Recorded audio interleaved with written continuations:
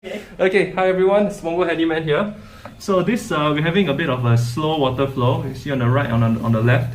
The water doesn't change depending on, regardless of the direction. So there must be something inside the filter that's being blocked. I'll show you guys how to clear that, and hopefully it'll restore the water pressure.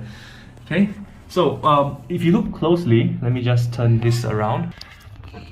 If you look closely, there are some grooves at the side here. This is where you want to put your adjustable spanner.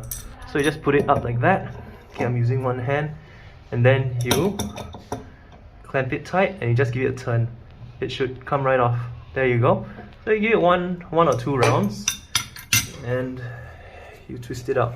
So there you go. So that's the there's a bit of debris over there. You want to take a blade and take that out, and that should restore your flow. Just give me 1 second. So you use a blade and you take off this part, and you will see this little washer there. You want to dig out the washer.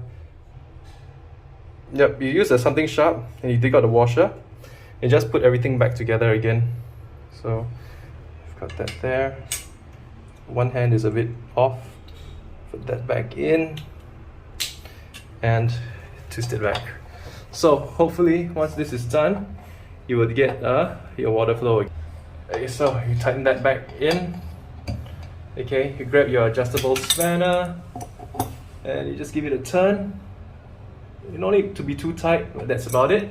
And then there you go. So water pressure has been restored.